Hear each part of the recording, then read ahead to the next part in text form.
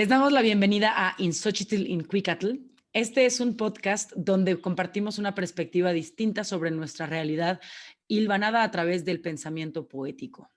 Cada episodio abordamos un tema o un concepto y usamos los lentes de la filosofía, psicología, mitología y el arte para analizar los horrores asombrosos del mundo moderno. Yo soy Andrea Celeste. Y yo soy Andrea Martínez, y esta es nuestra tercera y última parte de la trilogía sobre la muerte. En los 2 episodios anteriores abordamos los elementos escatológicos de nuestra sociedad, el pulso tanático, el suicidio y la forma de enfrentarnos a nuestra muerte personal.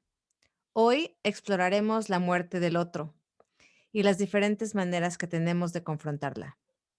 Vamos a darles unos spoilers el día de hoy sobre la película The Pieces of a Woman con Vanessa Kirby. Entonces, si no la han visto, pónganle pausa, véanla y después nos escuchan.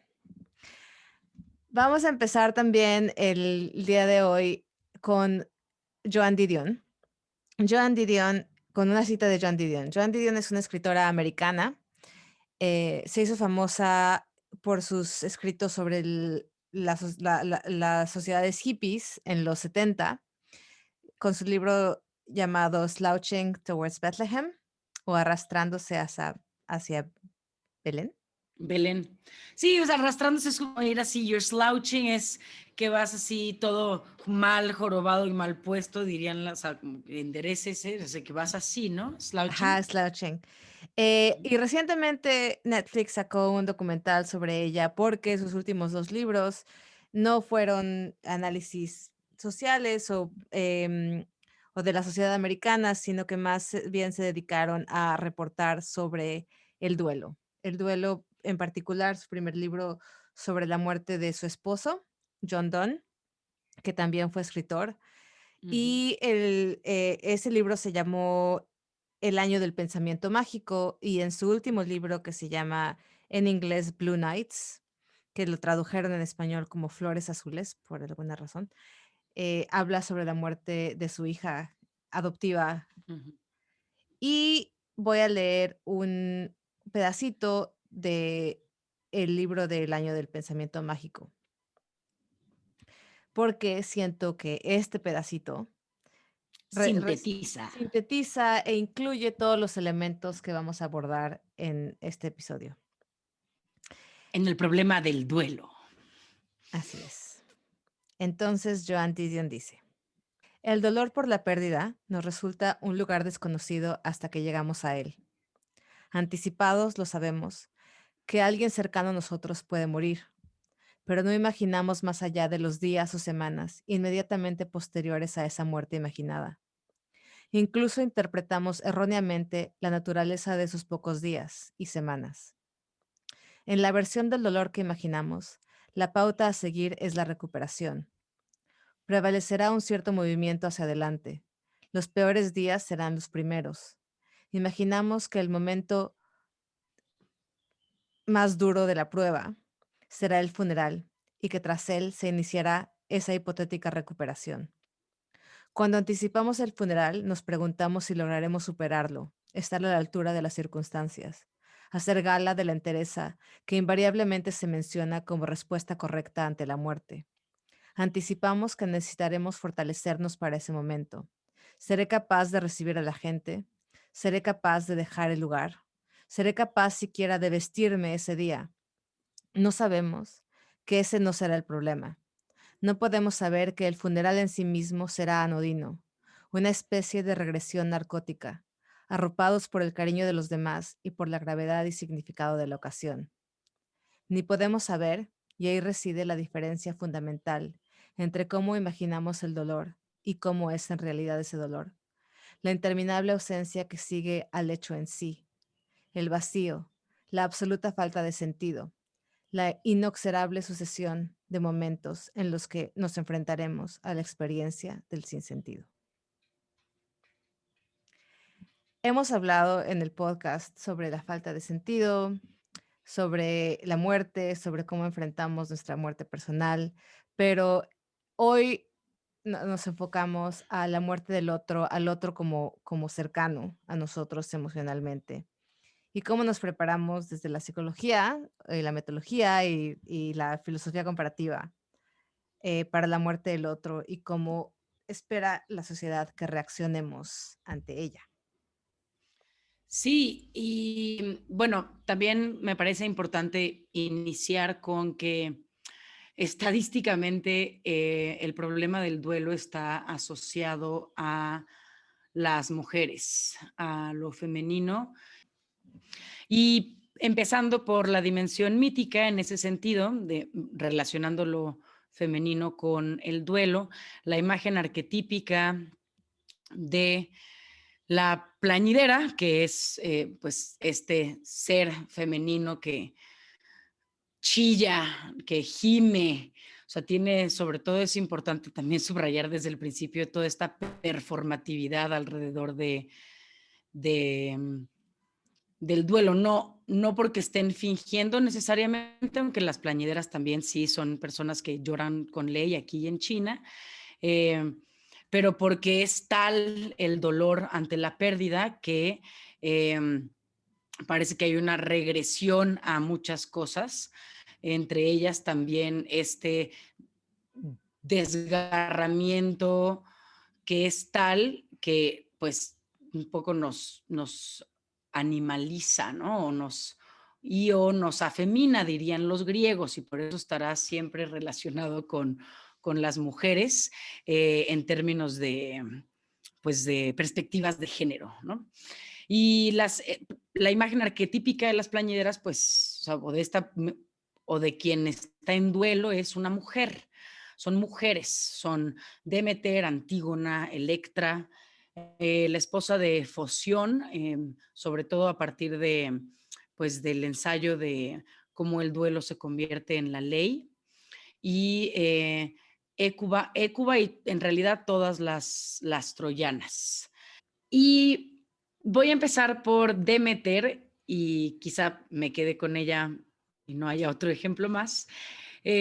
Demeter y su relación con nosotros, los pobres mortales, tiene que ver con el duelo profundamente. Porque, bueno, Demeter está ligada a las estaciones, ya decíamos, o sea, tiene que ver con esta cuestión cósmica del orden. Si Hades no se hubiera robado a Perséfone, no habría, teóricamente, no habría invierno sobre la Tierra. Entonces, o sea, de hecho, o sea, el rapto de Perséfone también como este nacimiento del nuevo orden, que sobre todo está ligado pues al nacimiento, bueno, no al nacimiento, al despertar de la conciencia humana y del pensamiento racional y de poder pues ordenar su mundo, ¿no? Y saber qué hacer en invierno y qué hacer en primavera, etcétera. Pero bueno, la imagen mítica que da pie a este orden tiene que ver con el duelo de Demeter. Demeter está pues furiosa en principio porque han raptado a su hija, ella no sabe que le ha raptado la muerte, y esto es importante porque también Perséfone es la imagen arquetípica de la hija, ellas también son la madre y la hija. Eh, es también la imagen de la muchacha que muere eh, pues antes de tiempo o muere sin casarse, por ejemplo, que es como, la gran tragedia, ¿no? No logró su cometido, que es venir a tener 1500 hijos. Como la niña de Guatemala que se murió de amor. Uf, a ver, cuéntale para quienes no sepan. De Oscar Chávez es la niña de Guatemala. Bueno, la que yo conozco es una canción de los 60 que mis papás me ponían en el coche cuando viajábamos por el sur de Chiapas. Pero en realidad es un poema, creo. Sí, de José Martí, claro, de José Martí, y les pasaremos ahí por el Instagram y la imagen, hay foto de una bella muchacha decimonónica lista para morir de amor. Que no sé esto que tiene que ver con Demeter y con la muchacha. Más que Demeter, Perséfone, porque pues la niña de Guatemala de algún modo está pues siguiendo el canon de esta mujer que muere antes de tiempo. La niña de Guatemala tiene un plus porque muere de amor y en ese sentido más bien es un gran arquetipo de la heroína romántica Ujú. que muere de amor y también el héroe romántico. Pero Perséfone es más bien, pues, violentamente, o sea, se le roba violentamente la vida. Aunque en ambos casos, pues son jóvenes que, pues esto, o sea, la muerte se las llevó por... En realidad la niña de Guatemala pues tampoco se murió de amor, eso no existe, existe nada más en, en la novela de Stendhal. Entonces pues habrá que ver de qué gripe, qué gripe se la De llevó, qué o COVID de qué los años. fiebre, ajá, Sí. del qué color de fiebre era el mal que tenía en realidad la niña de Guatemala, que bueno, pues no es niña, pero es otra cosa, ¿no? También del rasgo muy occidental y patriarcal también, que es y latinoamericano, que es el aniñarnos. O sea, por ejemplo, en México, Sí, que te muy digan latino. señor. Pero, pero bueno, en el resto de Latinoamérica, por lo general te hablan de usted y te dicen señora. Y eso de algún modo, en México además te dicen señorita. Sí. O sea, y eso de la niña, pues es un poco lo mismo, y también como ligarla a lo divino de algún modo, que es la forma en la que nosotros los latinos ligamos estas cosas, o sea, que es como los niños divinos, que pues Cristo mismo, o sea, el nivel de adoración con Cristo mismo, que pues también es un muerto, o sea, cada adoración de Cristo, pues también lo que adoramos es eso, que vino y murió, y ay, pobrecito que vino y murió, pero bueno, regresando a Demeter, eh, ella justo de lo que parte de lo que topa en el mito y que la hace empezar a madurar de algún modo, porque también el duelo se relaciona mucho con el desarrollo de la psique y en ese sentido la mitología vía pues la psicología transpersonal y junguiana van por ahí. Demeter, al llegar a un reino en donde ve pues los estragos de su furia dolosa, dolorosa, eh, decide eh, iniciar a la humanidad en el entendimiento de la semilla y este darle a estos más pequeños, que es lo que hacen todos, o sea, lo que los titanes que logran trascender su ser titán, se caracteriza por ello, pues, es que nos dan algo justo por nuestra condición de vulnerabilidad. Y en el caso de Demeter tiene que ver con que ella tiene que incluso trascender su propio dolor y volver a ver a este otro, por más pequeño que sea.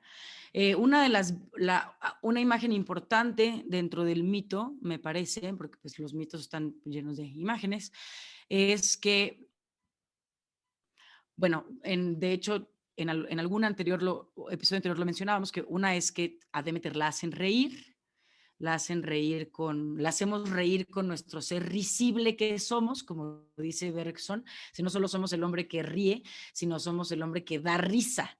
Entonces, pues la reina hace unos bailes obscenos y la gran diosa que estaba furiosamente puesta ahí tomándose su lechita y su miel que le dieron, que es la libación de las furias, eh, se ríe y además le entregan a un bebé.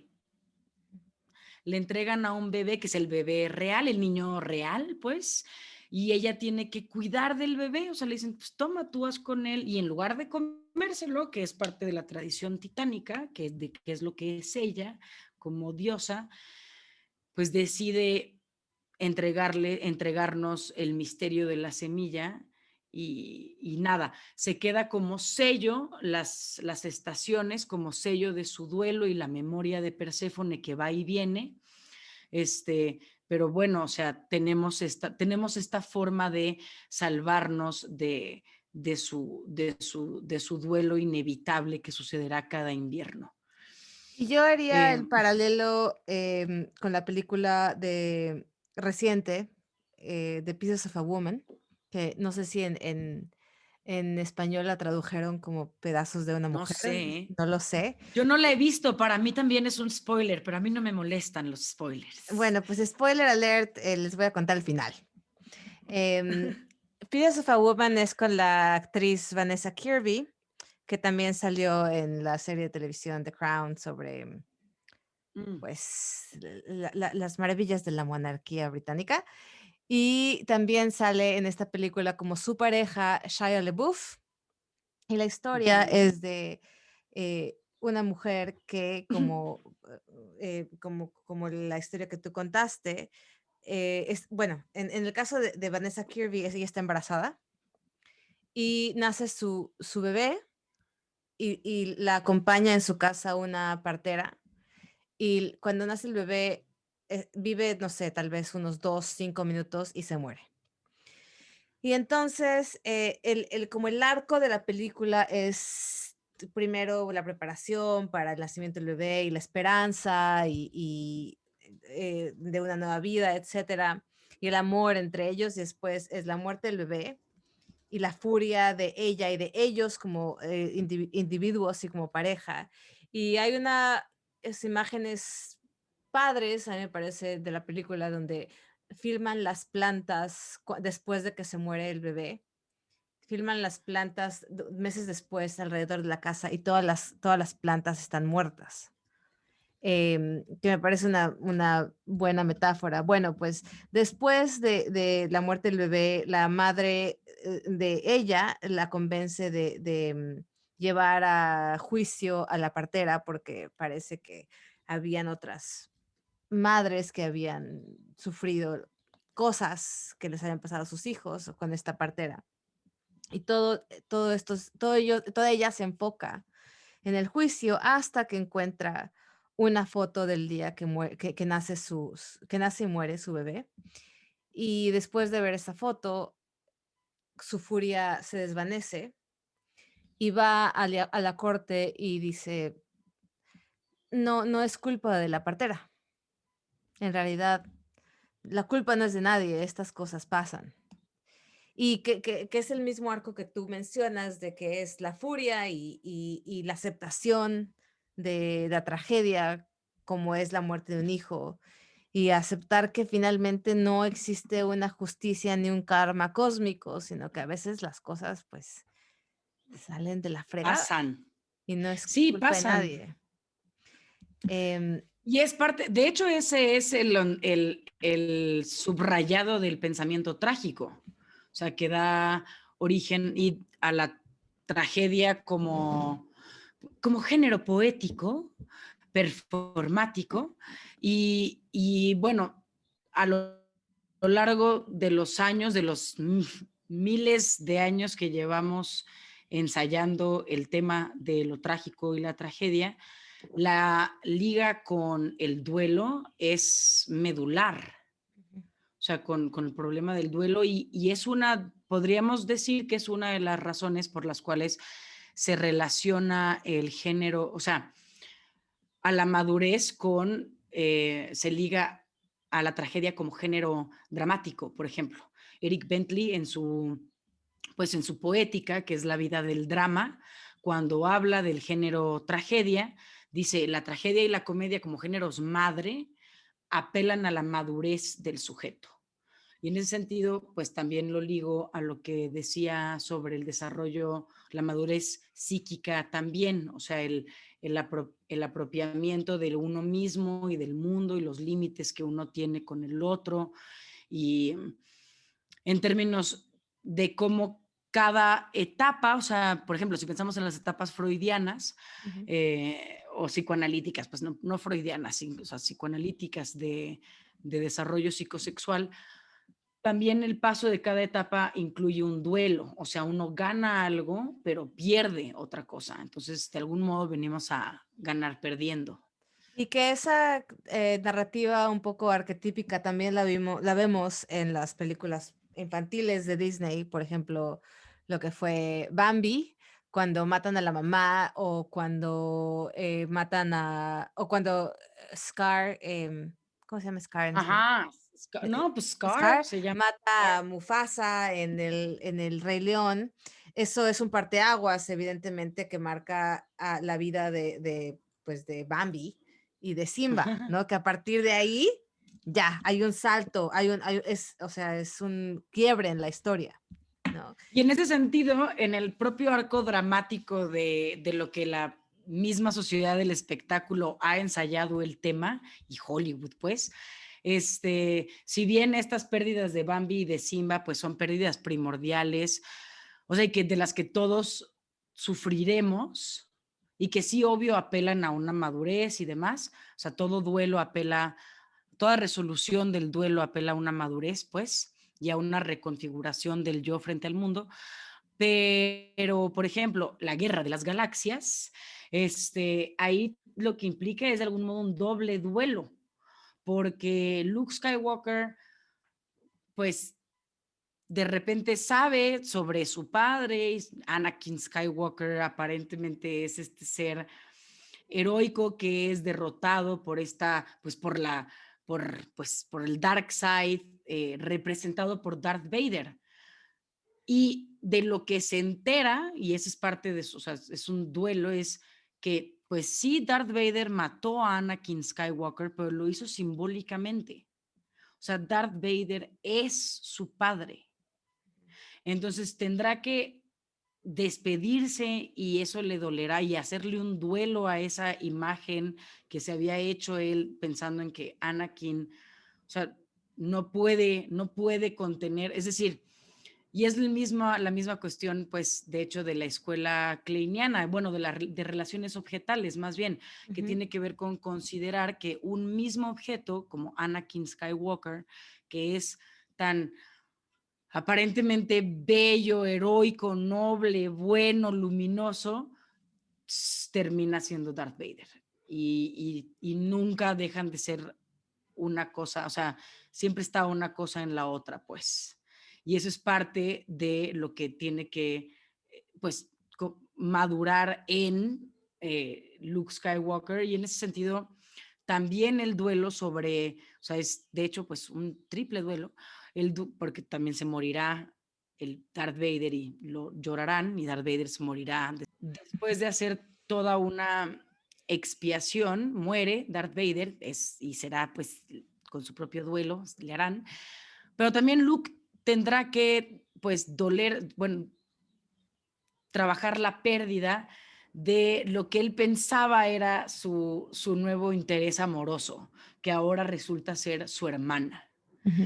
Y eso, pues también en la tesis psicoanalítica es parte de lo que ocurre. Uno crece con todas estas relaciones de objeto que son pues de sangre y entre lo que uno tiene que entender es que en esos seres hay bueno y malo y eso implica un duelo y también que yo puedo tener ciertos sentimientos hacia, o sea, otro tipo de sentimientos que también tendré que despedirme de ellos porque no van.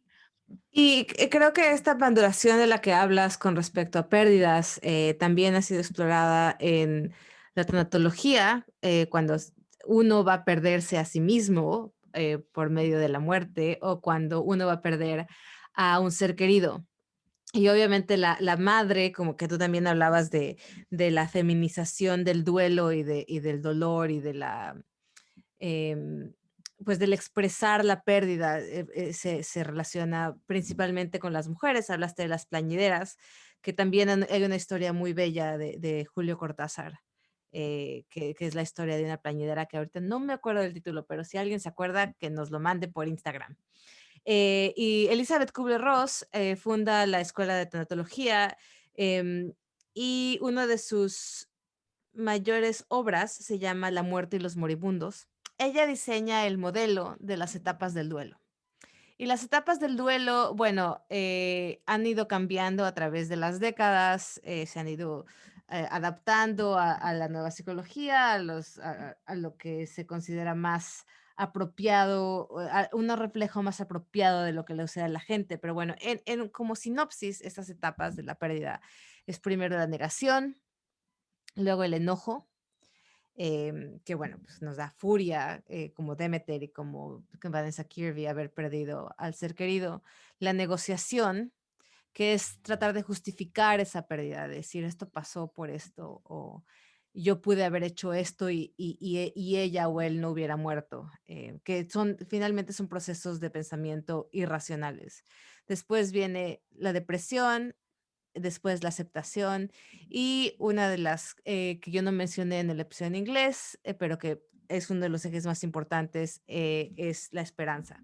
Ahora, como los occidentales tendemos a ser muy críticos y muy lineales en nuestro pensamiento, bueno, pues se ha criticado mucho el modelo, se ha readaptado. Al principio se dijo que no debería ser lineal, entonces ahora la imagen del modelo es más como un círculo espiraloide en el que tú puedes entrar primero a la negación, después a la aceptación, después a la depresión, después a la esperanza y así. Y ir y venir un rato en algunas, ¿no? También, por Exacto, ejemplo, te puedes sí. ciclar. Ujú. Se ha movido, o sea, se ha vuelto el ciclo mucho más dinámico que lo que inicialmente se propuso.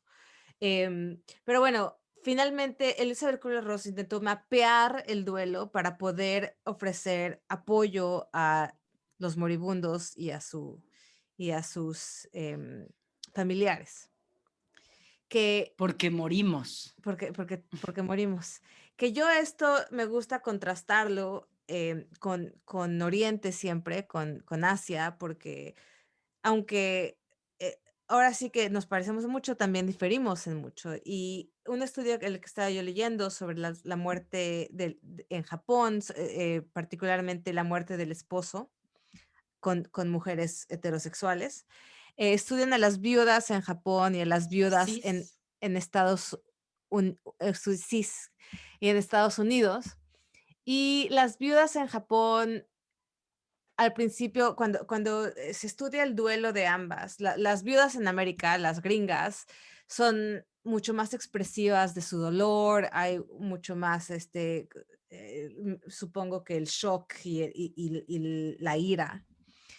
Y las japonesas no cambian tanto inicialmente su rutina, pero después resulta que las japonesas, no es muy raro que se vuelvan a casar, cuando que las gringas es mucho más común que se vuelvan a casar. Y esto lo atribuimos, o se atribuye en el estudio, y que yo también diría que tiene mucho que ver con los valores históricos, culturales y el contexto histórico, que en el shintoísmo y en el budismo la concepción de la muerte del otro es muy distinta a la que tenemos en Occidente. En el shintoísmo, el muerto no está tan muerto, o sea, está muerto, pero sigue habiendo una relación con el muerto, una Sí, es relación. como Occidente, pero eso dejó de ser en Creta. Así era en Creta y ya. Ahora ya no, para nosotros es el extrañamiento total. Y para Sí, ellos no, o sea, está ahí, sí está en mis plantas o está ahí I don't know. exacto, sí. Sí, que México siempre ha sido un extraño híbrido entre, Ah, sí. entre bueno, la ofrenda, el altar y bueno, pues la conquista española. Y bueno, quisiera también de la lista de mujeres en duelo, arquetípicas, quisiera también mencionar a Écuba, que es la reina troyana, esposa de Príamo, o sea, la última reina de Troya, la madre de Héctor, de la desacralizada Casandra, de París, obviamente, muerto ahora también, igual que Héctor, y de Polidoro y Políxena.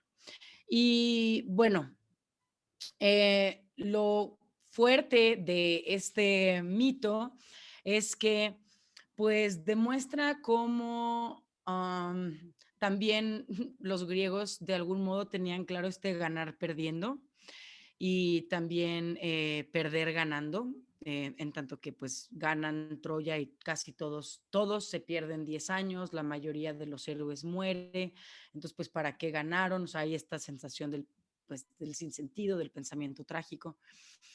Pero bueno, Écuba es esclava ahora de Agamenón, el rey de reyes. Están partiendo de Troya, pararon en un lugar intermedio antes de irse todos los aqueos de regreso a sus casas.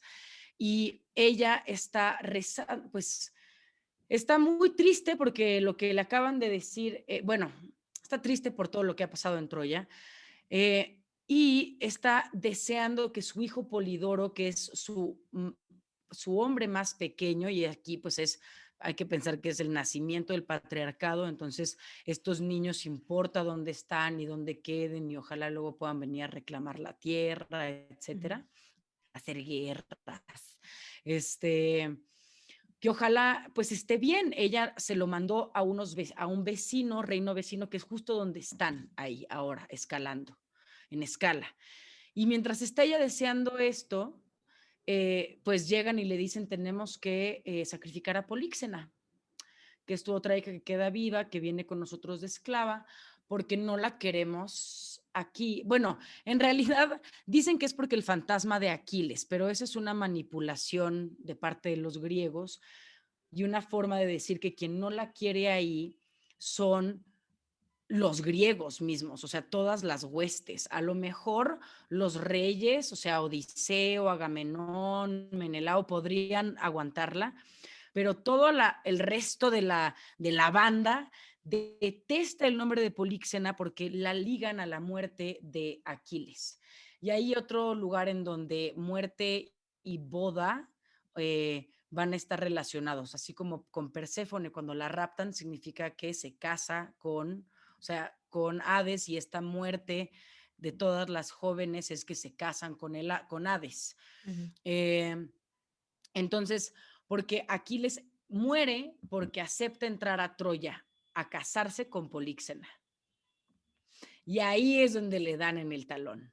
Entonces el ejército no se... Y ahí también otro imagen interesante que es que las mujeres somos de mala suerte en los barcos. Entonces también es como, no queremos a esto, o sea, órale con las otras esclavas, pero esta otra vieja más, no, ya no. Y entonces la sacrifican y mientras ella está, Écuba está lavando el cuerpo de Políxena, o no me acuerdo si en el mito más bien ella dice no puedo lavarlo, lávenlo ustedes, troyanas, pero el caso es que está en el duelo de la imagen de su hija sacrificada, que he de decir, a ella no la arrastran al altar, o sea, Políxena corre al altar y dice, órale, lo que quieren esto de mí, no me importa, pero como van, que yo no quiero ser su esclava. Eso es muy fuerte porque los griegos se quedan helados, o sea, sí la matan, pero sí hay la narración tanto en Eurípides como en Luisa Josefina Hernández, dramaturga mexicana, eh, que dicen cómo los griegos se quedaron helados porque nunca habían visto a alguien tan dispuesto a morir, tan resuelta. Ujú. Y eso tiene que ver con ella subrayando el ideal democrático griego humanista de la individualidad también, de decir, yo sáquense de hacerme masa y de hacerme esclava, antes me muero. O sea, y qué bueno que me pide Aquiles. Bueno, entonces está en este duelo Écuba y el mar le trae al cadáver de su hijo Polidoro. Entonces ella, o sea, si estaba pues dolorosa y calladita porque ahora es esclava, pues ahora renace en doble, o sea, en furia, o sea, en una furia pues irreconciliable. Va a obligar a Agamenón a ver cómo esto es una injusticia incluso para el parámetro griego. Esto es importante porque para los griegos Écuba es una bárbara y entonces ellos, pues justo, no tienen, si entras a su casa te pueden matar. O sea, entonces, y entonces ella dice, ahora yo soy tu esclava y reclamo entonces tu ley, porque vivo bajo tu ley. Entonces, tu ley es que un anfitrión no puede matar a su huésped. Eso es lo que hizo este señor. Ujú. Entonces, lo que yo voy a hacer es que le voy a matar a todas sus hijas. Si quieres tú hazte güey, no te estoy pidiendo más que me lo permitas, más que te hagas de la vista gorda. Y ahí es donde también, pues, todo nacimiento de ley o todo nacimiento de acuerdo, pues siempre tiene, o herencia, pacto entre humanos, pues siempre tiene ahí una jiribilla medio siniestra, que en este caso pues implica, porque Agamenón mismo está siendo huésped de este anfitrión que quiere matar Hécuba. Entonces Mm, ella sabe muy bien darle la vuelta y tiene que ver con que está así de enfurecida. Y este enfurecimiento es manía para los griegos, o sea, está endiosada. ujú. Entonces, ya después que mata, que hace eso, y que es muy cabrón porque Luisa Josefina dice, dejan ciego a Polidoro, sí le permiten ver a sus hijos muertos, pero luego los cegan con unos pequeños puñales que son, pues, los ganchos de sus ropas. Y entonces él dice, ustedes tienen armas escondidas en el cuerpo. Y refiere, pues sí, también como a estos recursos a los que, pues por varias razones se asocian a las mujeres y a lo femenino, entre otras porque luego, pues sí, no nos dejaban cargar gran cosa, pero pues traemos unos ganchos en la ropa para agarrarnos nuestros trapitos y con eso masacran a estos. Ya cuando este güey la maldice, Écuba está tan de este tamaño en la furia, que volverse una perra del mar le es hasta un regalo, porque así puede seguir por siempre furiosamente vengando. Ujú. Este tipo de cosas que tienen que ver con el duelo, pues justamente con quitarle a alguien el derecho, que eso es lo que ella dice, este güey me ha visto hoy, me vio hoy y me dijo que mi hijo estaba bien y él ya lo había matado. Y que su reacción va muy en contraposición a lo que ahora se espera en Occidente de cómo se reacciona hacia la muerte, ¿no? Creo que eso lo vemos menos en México, pero se hace evidente también en el mismo libro de Joan Didion, cuando ella describe que va en la ambulancia con su esposo y llegan al hospital y ella tiene, 2 interacciones, una con la persona que le lleva a reconocer el cuerpo cuando ya es declarado muerto John Donne, que se muere de un infarto de estos así terribles que te mueres como en 3 segundos, así, no hay quien te salve, básicamente, Fulminante, fulminante. fulminante. Y pues ella obviamente está en shock, entonces entra en este autopilot, ¿no? O sea, todo lo hace mecánicamente, dicen firma, sí, ella dice sí, sí, sí. Y entonces llega el médico y le pregunta a la persona encargada para pedirle que reconociera el cuerpo, como si todo está bien, ¿no? Em, y le contesta, sí, pues, ha sido una clienta muy cool. Y Joan Didion retoma esta frase en su libro y dice, ¿qué hubiera significado el no ser una clienta cool? Hubiera significado el, quebrarme, el no aceptar la muerte de John, el tirarme en el suelo. ¿Qué es lo que Que significa se no le ser cool? rasgaran las vestiduras. Sí, y bueno, desafortunadamente, y que yo también lo contrastaría con pop culture, Sex and the City, en el episodio en el que Miranda Hobbs, que es como la representación de lo masculino, de esta power bitch, ¿no? Abogada. Abogada, que solo ella lleva los pantalones y solo sus charrones truenan y ta, ¿no? Y entonces en una discusión que tiene con el jefe, le dice, y solo te quiero recordar que cuando se murió mi mamá, yo regresé a la oficina el lunes y la mamá se había muerto así como el fin de semana, ¿no? Entonces existe esta como sugerencia de que está bien visto el reaccionar de una manera distante hacia la muerte. Sí, pues en ese sentido me voy a agarrar de que Miranda Hobbs es abogada, justo y su relación con las leyes, para hablar de las famosísimas lágrimas masculinas que están propuestas en la poesía trágica de la tragedia griega. O sea que es eh, lo que se llora, lo que llora Antígona, por ejemplo, son lágrimas masculinas. Y esta lectura contemporánea de la tragedia, que estoy extrayendo particularmente del libro Tragedy, Modernity and Mourning. O sea, tragedia, modernidad y duelo. Es que es muy gozoso decirlo en inglés, discúlpenlo.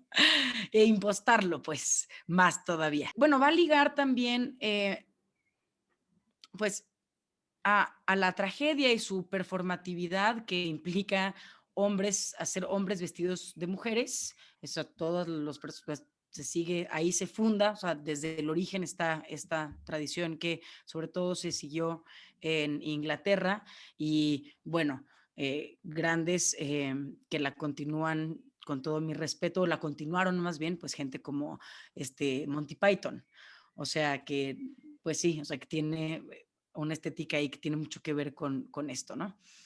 Pero bueno, ¿qué implica esto? O sea, esta tradición de que hay un momento en Grecia donde las mujeres tampoco es permitido que vayan al teatro, pero dentro del teatro siguen estando representadas y su representación va de toda, o sea, se representa a bastante diversidad de lo femenino, entendido hasta, o sea, en sus términos, pues, sobre todo en sus términos, porque ellos son, pues, los grandes precursores en Occidente del tema de género.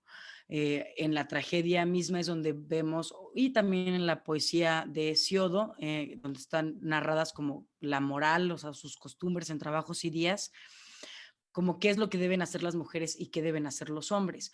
Entre las cosas que no deben hacer los hombres, por ejemplo, es chillar como mujeres, Ujú.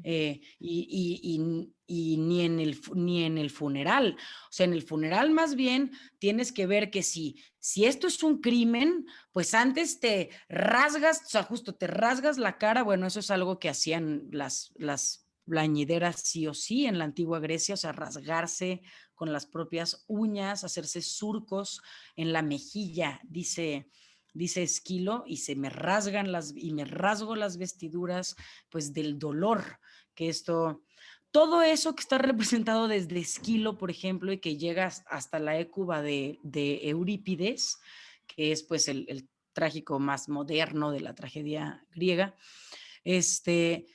tiene que ver con estos, estos formas de ser de lo que ellos asocian a lo femenino y que dice esta tesis contemporánea también tiene que ver con subrayarle a la polis ciertas cosas que quizás sí debieran permanecer. O sea, no es que esté jugando no es que esté moralizando la tragedia, pero es curioso cómo por un lado no dejan entrar a las mujeres, tienen prohibido también el llanto de duelo tradicional femenino que es bárbaro, entonces tenemos que necesariamente asociarlo a lo bárbaro, está prohibido esos ritos fúnebres.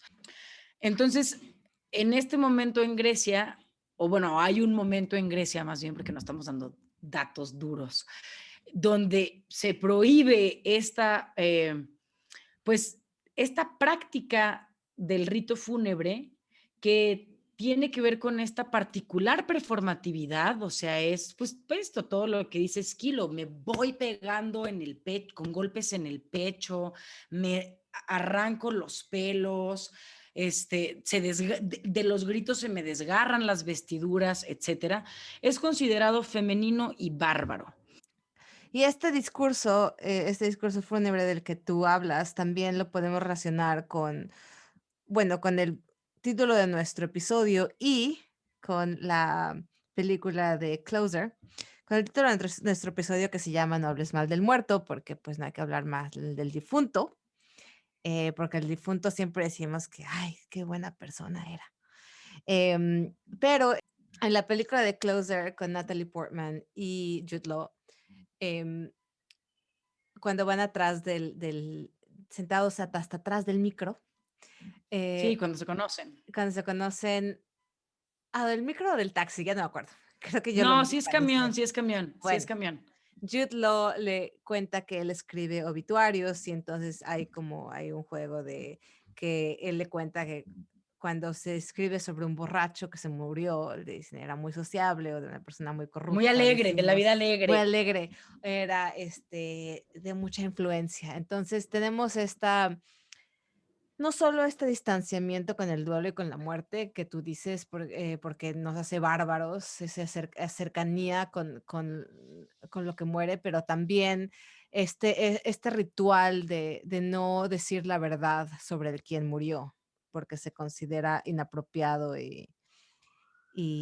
pues malos modales, ¿no? Que también. Es que hay un momento en donde eso es ley y muchos lugares, o sea, por ejemplo, eh, en un ensayo que hace un albanés sobre la tragedia, él hace una relación al propio código albanés de ley que estuvo vigente hasta 1939, estoy hablando de Ismail Kadaré, hasta 1939 en Albania se mantuvo un código que era básicamente ojo por ojo y diente por diente, sobre todo para ciertas cosas como crímenes de sangre, justamente. Ujú. O sea, padres matando hijos o querellas entre vecinos, o sea, este tipo de cosas se seguían unas, o sea, se exigían unas cosas pues muy cercanas a lo que pone Esquilo, pues hace 2000 y cacho de años. Ujú. Entonces, pues eso en términos de si es una ley el no hablar mal del muerto, por ejemplo. O sea, sí hay un lugar en donde sí eso es una ley o está muy vinculado a esta nuestra civilización, por ejemplo. Dios lo Y tenga en su santa gloria, decimos en México. sí, exactamente. Y justo, y ahí te para, y bueno, y luego echas todo el chisme, de todas maneras, pero ya te salvas diciendo, Dios lo tenga en su santa gloria, y todo bien. Y también quisiera subrayar otra imagen mítica que tiene que ver con, pues también la liga con lo bárbaro o lo salvaje, o sea, esto salvaje que tiene cómo se manifiesta el duelo. Si bien, como he dicho o hemos dicho, pues cuando se vuelve ley, esto puede implicar que se tiene que, pues, contratar a una plañidera, por ejemplo, para que vaya y actúe las lágrimas, así de ley la situación. Pero bueno, es el caso de las sirenas, el personaje, pues, múltiple de las sirenas griegas, que son estos aves, bueno, sí, aves de cuerpo y torso de mujer, y que ¿No son pescados? no, eso es en la literatura celta, en la Ah, mitología okey, celta, okey. Sí, porque cuando pero lo explicas en inglés, yo después, me quedé pensando, pues, ¿cuáles sirenas son las que son aves y no son pescados? las griegas, sí, Ah, okey, las okey, griegas okey. son Ajá. aves, son bellas y pues parte de la onda con las sirenas es que cantan Ujú, y aquí hay que ligar el canto a algo que nosotros decimos que hacen los pájaros, que es mímesis. ujú. O sea, cantar es también de algún modo imitar. Y pues sí, tú con los pájaros puedes hacer y si te, bueno, o más bien imitar su canto y te empiezan a contestar a ritmo, Ujú, dependiendo, ¿no? Por ejemplo. Pero entonces va a ser también esta cualidad mimética, o sea, de imitar, que le va a parecer a esta nueva polis naciente patriarcal una amenaza.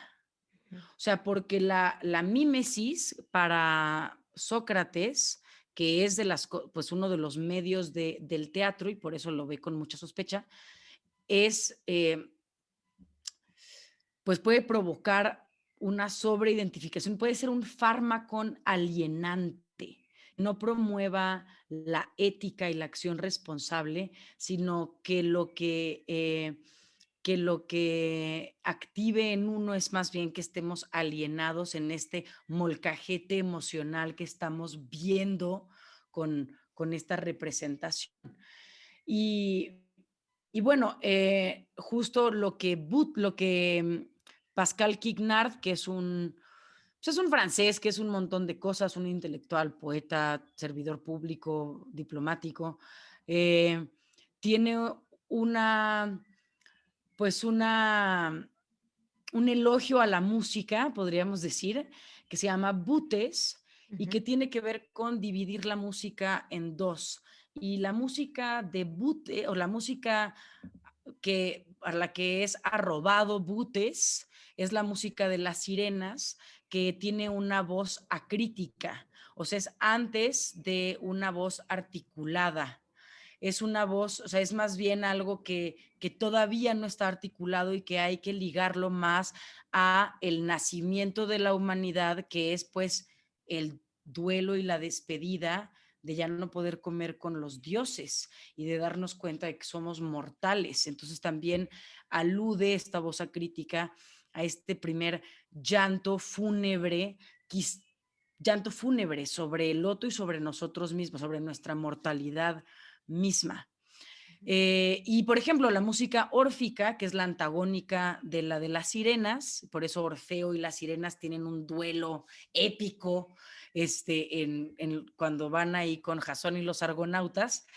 Eh, Él va pegando con la guitarra y parte de lo que lo hace superior para este paradigma griego es que no se le deforma la cara cuando habla a Orfeo. Puede ir cantando, no va pegando, no va haciendo quién sabe qué otra cosa. Entonces, también hay una liga a esta performatividad femenina, pues mitológica, arquetípica, y que está ligada a lo salvaje, pues, a algo así de cuando éramos pájaros y de repente el primer canto, grito, y luego ya venimos nosotros. Tengo 3 notas comparativas con lo que tú acabas de decir. Número 1 es bueno, del llanto del canto de las sirenas y de cómo el llanto y el chillar y el gemir y los alaridos de dolor se relacionan con lo bestial, lo bárbaro, lo animal y con lo femenino. Y el año pasado, porque yo estaba tomando unos cursos sobre feminicidio en México, bueno, Tijuana y toda la Juárez, historia, Juárez, todas las todo historias, México, todas las historias maravillosas Edomex. que tenemos en México sobre matar a mujeres. Y desde la literatura, como puede ser Roberto Bolaño, hasta los reportajes, hasta los artículos académicos, a mí, en mi experiencia, muchas de las veces que se describe a las madres llorar por la muerte de sus hijas, hay una, la elección de las palabras para esa descripción es animal, es un gemido animal, es un alarido, está esta conexión muy presente. No sé si es consciente, no sé si es a propósito, pero pues, después de que revisas varias fuentes, ahí está, Es evidente. es Ajá. evidente. No, ahora, con respecto a lo que tú decías de la ley, de no se habla mal del muerto y yo creo que eso también lo podemos relacionar mucho con los ritos, con la exactitud de los ritos, que se vuelven ley. Y en ese sentido voy a hablar de Confucio y de la sociedad japonesa. En la sociedad japonesa, así como tenemos en México también el novenario y bueno, pues todas estas rituales que se deben de hacer, si realmente, Antigonescos, si antigonescos. antigonestos, que si realmente quieres honrar al muerto, tienes que hacer, o al difunto, perdón, porque ni siquiera le decimos muerto, le decimos difunto, ¿no? Sí, sí, Al cierto. difunto, que en paz descanse, tienes que hacer todas estas cosas. Pues Japón no es distinto a esto, los rituales y las vestimentas y las oraciones que se deben de decir son muy exactas, ¿no? Si tienes que decir sutras, si tienes que rezar 7 días después y después 49 días cuando entierras la urna y después un año, después de 3 años, pues es muy exacto, que también tiene este sentimiento de regla, ¿no? Orden. De orden. Claro, lo chistoso ahora es que en Japón, bendito sea el capitalismo, los japoneses ahora existen robots que te cantan los sutras durante el funeral, entonces eso está más padre. Y la tercera anotación que quisiera hacer es totalmente en contraste a lo que dices de la ley del duelo y totalmente en contraste a, a, mm, a lo que tú dices de la música órfica, ¿no? Ujú. Y en ese sentido voy a hablar de uno de mis favoritos, que es Chuangzi, en el taoísmo chino.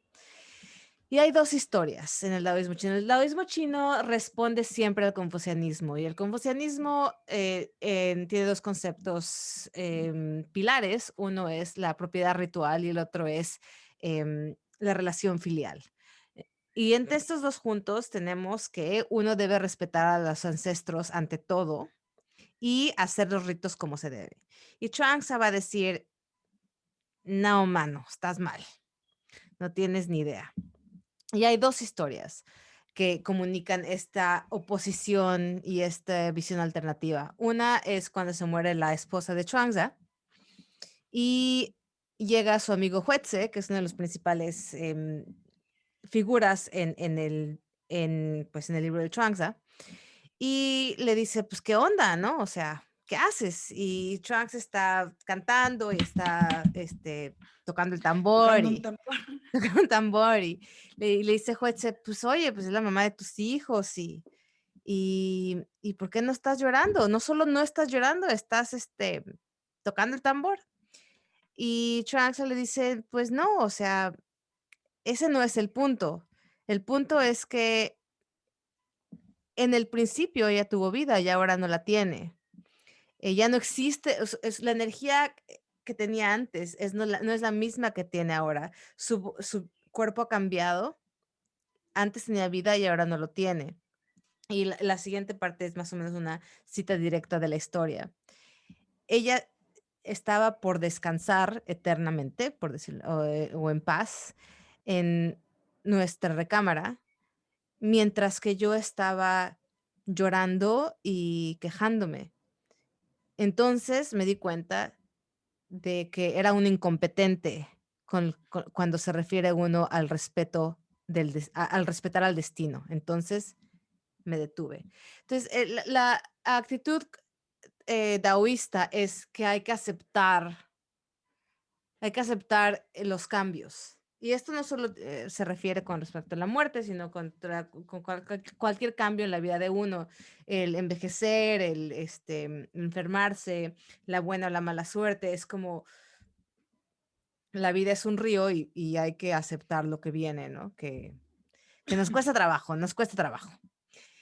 Y la última historia que voy a decir del taoísmo, están dos cuates y se acaba de morir otro cuate. Y Sigong, que es un estudiante de Confucio, llega y ve a estos cuates pues que no están haciendo ritos de chinos para o sea, para el funeral. Y entonces Sigong dice, ¿qué clase de cuates son ustedes? ¿No? No están haciendo lo que deben. ¿Cómo es posible que estén cantando enfrente del difunto? Y entonces los dos hombres se miran a sí mismos y se ríen y se dicen el uno al otro, ¿qué sabe este hombre de rituales, del significado del ritual? Y entonces lo que cuestiona es, ¿para qué hacemos el ritual? ¿Cuál es el propósito de este orden, de estas reglas, de esta ley? Eh, Finalmente el resultado es el mismo y a lo que nos enfrentamos, a la ausencia que nos enfrentamos es la misma, ¿no? Sí, y en ese sentido yo diría, o sea, parte del devenir democrático en muchos paradigmas y, o sea, muchas dimensiones, tiene que ver con encontrar el modo de, Ujú. y que no hay un modo de. O sea, por eso también, o sea, yo me acuerdo cuando pues íbamos en la prepa, o sea, que uno como adolescente habla de estas cosas y pues sí es, o sea, en mi funeral pon esta canción. Ay, en mi funeral sí pon Nine Inch Nails, por favor. No, sí, bueno, en el mío también y muchas otras cosas, pero también como con un que ver muy adolescente de querer romper estos rituales vetustos de ahí, todo el mundo con cara así, decir, pues de repente pones una, pues no solo algo tan darks, ¿no? Como Nine, bueno, hay unas de Nine que no son tan, pero pues algo más, yo me acuerdo que pues había que, o sea, pues que decían así como, ay, pones así Close to Me de The Cure, ¿no? Y entonces pues va en contra de, y eso pues instala otro ritual, o sea, que es Sí, sí, también, claro. por ejemplo, Sí, porque es muy reactivo en el sentido de Nietzsche, ¿no? Que es la moralidad reactiva de o sea, que reacciona solo porque uno dice blanco, tú vas a decir negro, que no, tam bueno, pero, o sea, también por ahí sí, sí, sí, Federico, sí, pero también en general como esto, o sea, como la posibilidad, o sea, la democracia como, o el germen democrático, el espíritu democrático, como la posibilidad de fundar rituales. Ujú. O sea, Sí, de que la ley lo único que es, pues es el acuerdo de dos, o sea, o de más, o incluso con uno mismo, o sea, respecto de lo que sea.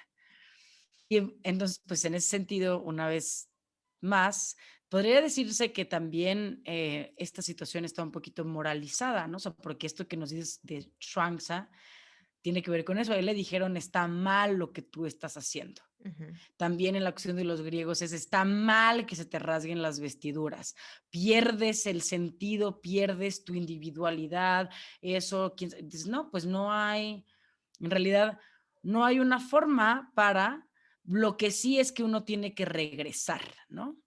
Ujú. Que o sea, uno tiene que salir, o sea, tiene que recuperar.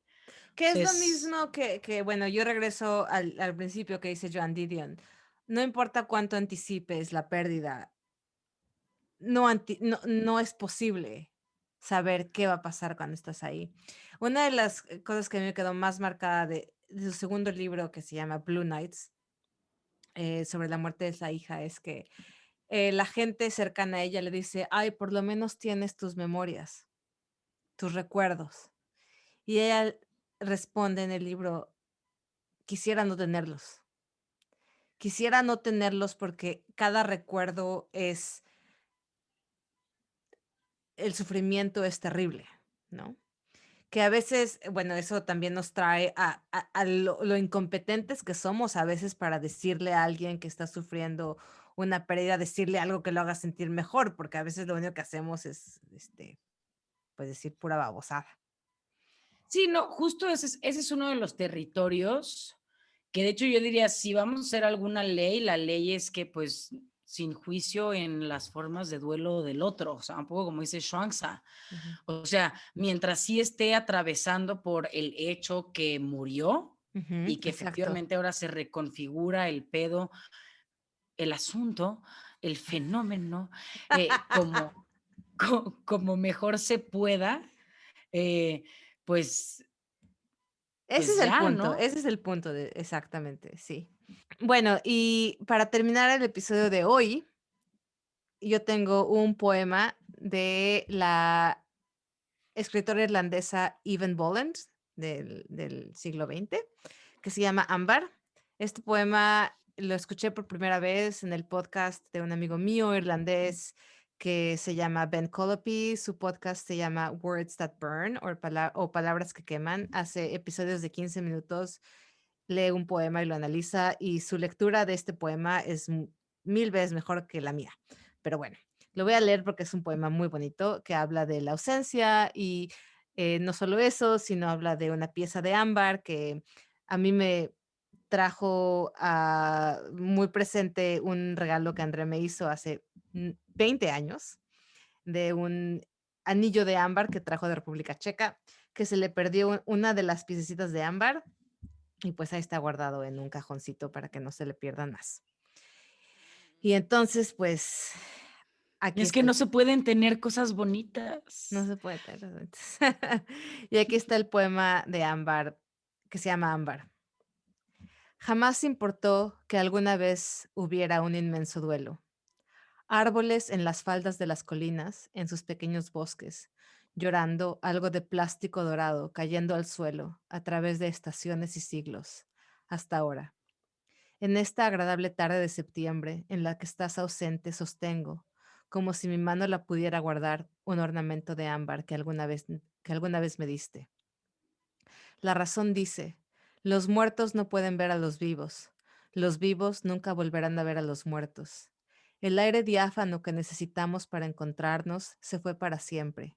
Sin embargo, esta resina una vez recolectó semillas, hojas y hasta pequeñas plumas mientras caía y caía, que ahora en la atmósfera soleada parecen tan vivas como alguna vez lo fueron, como si el pasado pudiera ser presente y memoria misma, una miel báltica, una raspadura en los bordes de lo visible, un lucirse apenas de cuanto podemos cuidar en una transparencia fallida. Qué Esto, hermoso. f- Esto fue nuestro tercer episodio y último sobre la muerte. Tenemos una entrevista con el profesor Hans-Georg Müller que va a salir en inglés, pero va a estar subtitulada en español en YouTube. Les recomendamos mucho a nuestros escuchas y a todos los hispanohablantes que la vean por YouTube y que bueno, que va a salir en Y que una. sean pacientes, porque nos tardaremos en los Nos vamos a subtítulos. tardar en los subtítulos, pero bueno, pues también haremos entrevistas en español, pero nuestra primera entrevista es en inglés y es con Hans-Georg Müller. Es en inglés con un alemán que está en China. Ya. Exacto. Es Ya cubrimos todas las todos latitudes. los puntos. Ajá. Bueno, yo soy Andrea Martínez. Yo soy Andrea Celeste. Gracias por escucharnos.